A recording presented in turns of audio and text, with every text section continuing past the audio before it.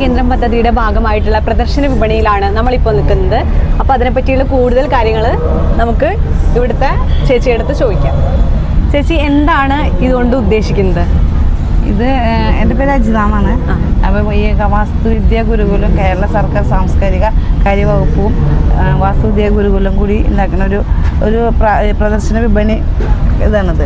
അപ്പോൾ കേരളത്തിലെ 54 കലാകേന്ദ്രങ്ങൾ ഉണ്ട്. അത് പല വിധത്തിലുള്ള ഇതുണ്ട്. സാംസ്കാരിക വകുപ്പ്, ഗ്രാമീണ കലാകേന്ദ്രങ്ങൾ, മുള കൊണ്ടുള്ള ഇതുകൾ, പിന്നെ മ്യൂറൽ പെയിൻറ്റുകൾ, പിന്നെ സ്ക്രൂ പെയിൻറ്റ്, തഴ കൊണ്ടുള്ള ഇതുകൾ, അങ്ങനെ പല വിവിധ തരത്തിലുള്ള നെറ്റിപ്പട്ടം, അങ്ങനെ പാവക്കൂത്ത് ഇല്ലേ, അങ്ങനെ പിന്നെ ആറുമുളം കണ്ണാടി, അങ്ങനെ പല വിധത്തിലുള്ള ഈ കരകൗശല മേഖലയുടെ ഉൾപ്പെടുത്തി കൊണ്ടുള്ള ഒരു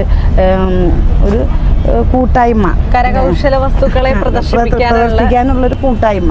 അപ്പം അത് പല 54 കേന്ദ്രങ്ങളിൽ, ഓരോ ജില്ലകളിൽ 14 ജില്ലയിലും അവരുടെ ഓരോ ജില്ലയിലും 3-4 സൊസൈറ്റികൾ, യൂണിറ്റുകൾ അവർ ഇപ്പം നടപ്പിലാക്കി പ്രവർത്തിച്ചു കൊണ്ടിരിക്കുന്നുണ്ട്.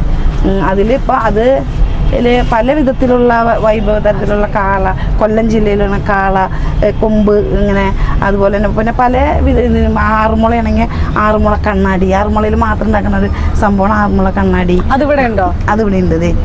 അതാണത് ഉണ്ട്. പിന്നെ മുളയിൽ പെയിൻറ്റിങ്, മ്യൂറൽ പെയിൻറ്റിങ്, പിന്നെ കുരുത്തോലകൾ, പിന്നെ മുളയിൽ തന്നെ ബാമ്പുവിൻ്റെ മുള കൊണ്ടുള്ള പല വിധത്തിലുള്ള കരകൗശല സാധനങ്ങൾ, ഫ്ലവറുകൾ, കുപ്പി, ബീർ ബോട്ടിലുമൊക്കെ ചെയ്ത് ഇവിടെ തന്നെയുള്ള.